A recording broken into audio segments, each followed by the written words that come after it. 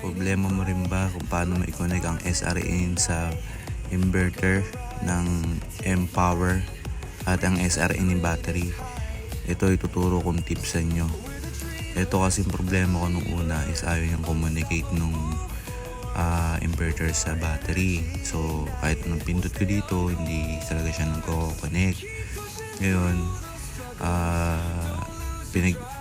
pinagpipindo siya, pinag-aralan ko kung paano siya i-connect hanggang sa may nakita nga ako na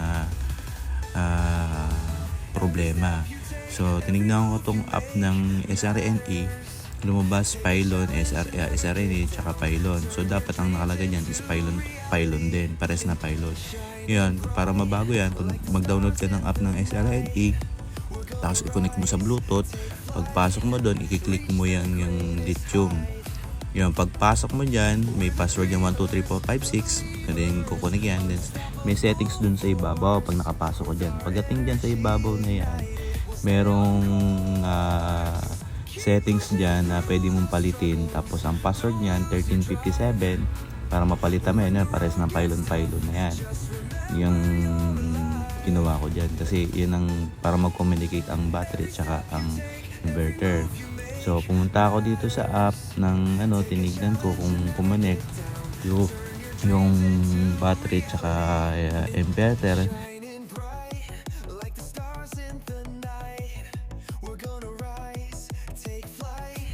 Yan, nagpalit pala ako ng cable dito.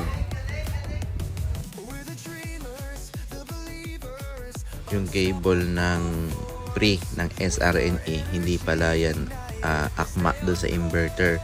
So, ang ginawa ko dyan is pinalitan ko yan. Ayan, nung pinalitan ko siya, tingnan ko rin, hindi pa rin siya kumukonect. And then, ang ginawa ko dito, pumunta ako sa settings ng aking inverter. Tingnan ko yung battery type. Yan, nilagay ko yan subukan muna sa pylon, pero ang yung set niyan is nasa lithium lang. Then yung BMS address is 00 lang yung dalawang yan, yung dalawa na code na yan. Then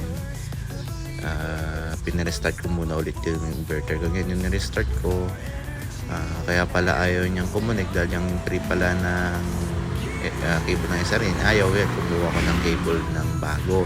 Yan galing sa wifi naman. Yung kinonnect ko yun, nag-connect na silang dalawa. Nag-communicate na sila. So, yun ang talaga naging problema ko dyan. Kasi nung una ayaw talaga. Yun, chinek ko yung settings, yung battery, ayan na, lumabas na yung percent, yung lahat, nandyan na. Kaya, yun. Bali, sana nakatulong tong video ko para ma-connect nyo yung inverter tsaka sa battery at mag-communicate na silang dalawa.